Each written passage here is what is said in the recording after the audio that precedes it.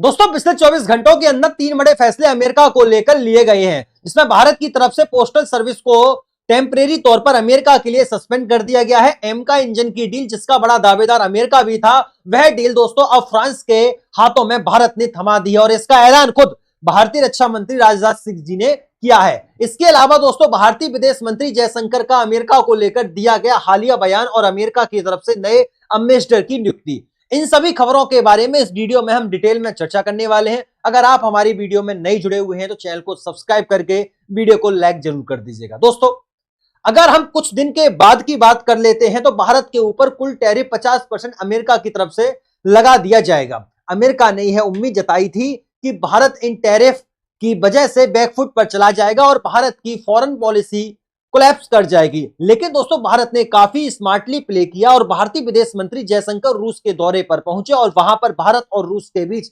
Trade को बढ़ाने और शिपिंग सेवाओं को दुरुस्त करने को लेकर कई फैसले किए गए। इसके बाद चीनी विदेश मंत्री भारत पहुंचते हैं और भारतीय प्रधानमंत्री नरेंद्र मोदी का ऐलान कि वह चीन के दौरे पर जाएंगे। इन फैसलों ने अमेरिका को पूरी तरह से सरप्राइज कर दिया।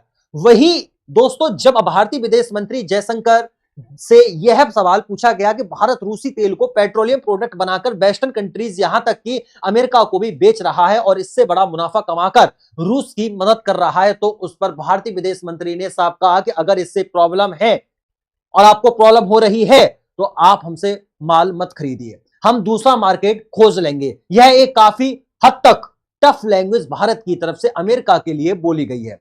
वहीं अब भारत के डाक विभाग ने बड़ा फैसला लिया है जो कि दिखाता है कि टैरिफ की वजह से कितनी समस्या आगे चलकर खड़ी होने वाली है। दरअसल दोस्तों डाक विभाग ने अमेरिका यानी यूनाइटेड स्टेट के लिए जाने वाली सभी डाक सेवाओं को 25 अगस्त से अस्थायी रूप से बंद करने का ऐलान कर दिया है। यह फैसला अचानक से नहीं लिया गया, बल्कि इसके पीछे अमेरिका की नई कस्टम नीति है जो कि इसी महीने के आखिरी से लागू हो रही है। अब सवाल यह उठता है कि आखिर यह बदलाव क्या है और भारत ने क्यों अमेरिका के लिए डाक सेवा को रोक दिया है। दरअसल अमेरिकी प्रशासन ने 30 जुलाई को एग्जीक्यूटिव ऑर्डर नंबर 14324 जारी किया है। इस आदेश के तहत अमेरिका ने अब तक जो $800 तक के सामान पर ड्यूटी फ्री छूट दी थी उसे वापस ले लिया गया है। यानी पहले दोस्तों अब तक अगर कोई व्यक्ति $800 तक का सामान अमेरिका भेजता था तो उस पर कोई कस्टम ड्यूटी नहीं लगती थी, लेकिन अब ऐसा नहीं होगा। अब हर पार्सल, हर शिपमेंट, हर ड्यूटी लगाई जाएगी।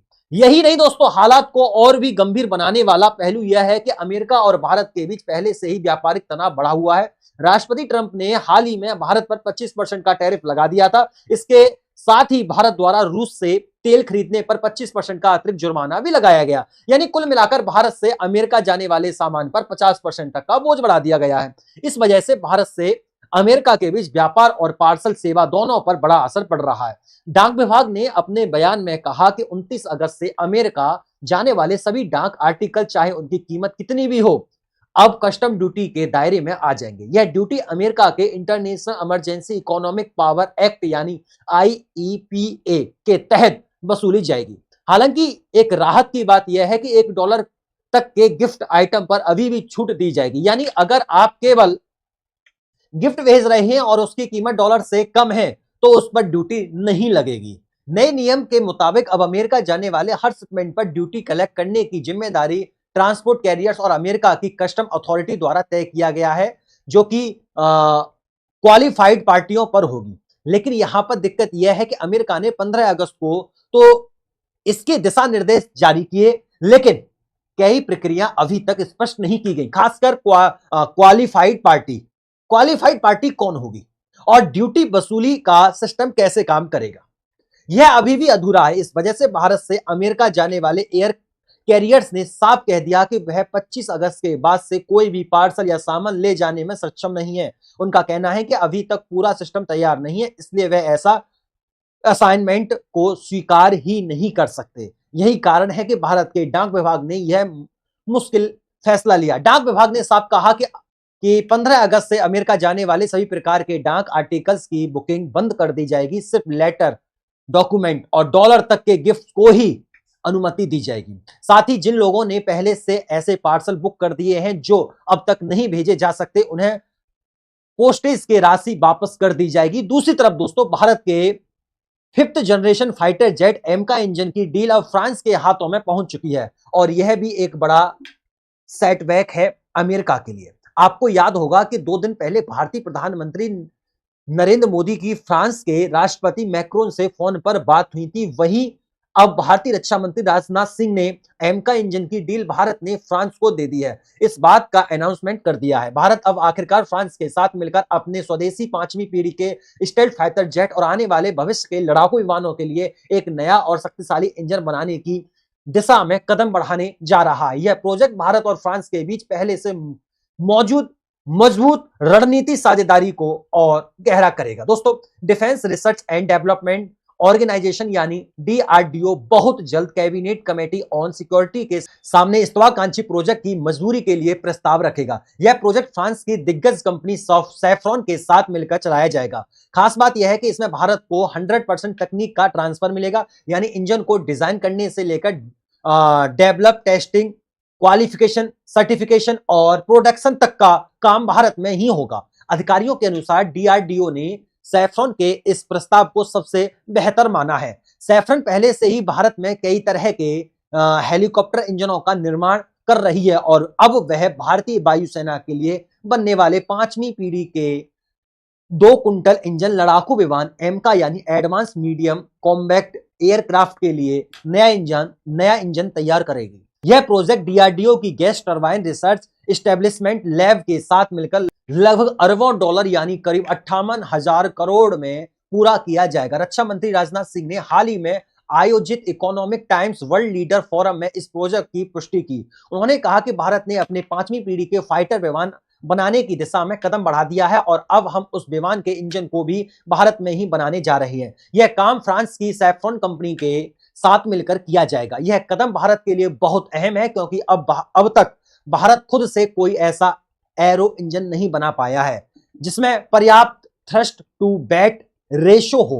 दोस्तों, यही वजह है कि हमारे कई स्वदेशी लड़ाकू विमान प्रोग्राम को बार बार रुकावट का सामना करना पड़ा।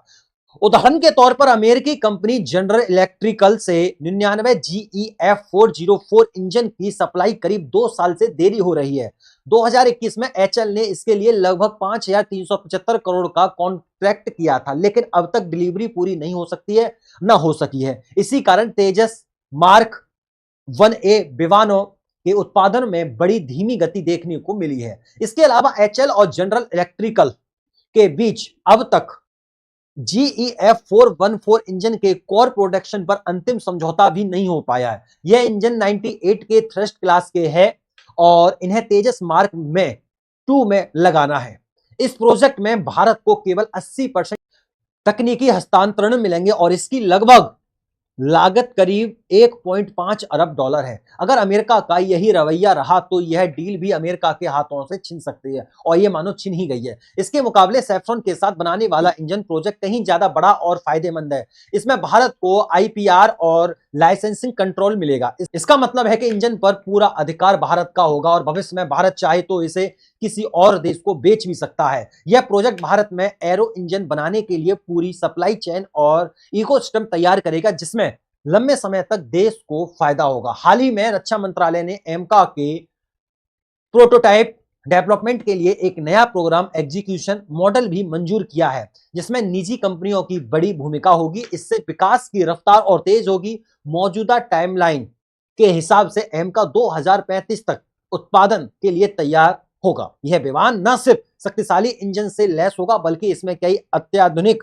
खूबियां भी होंगी। इसमें advance sensor, fusion, stealth features, internal weapon bay और एयर इंटेक जैसे डिजाइन शामिल होंगे।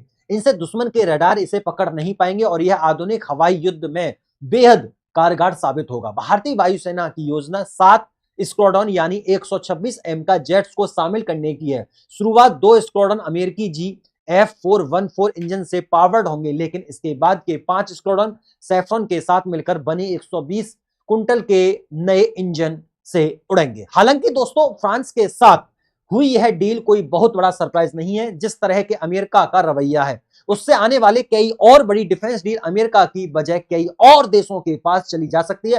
हालांकि एमका के इन इंजनों के लिए अमेरिका कुछ ज्यादा ऑफर भी नहीं कर रहा था।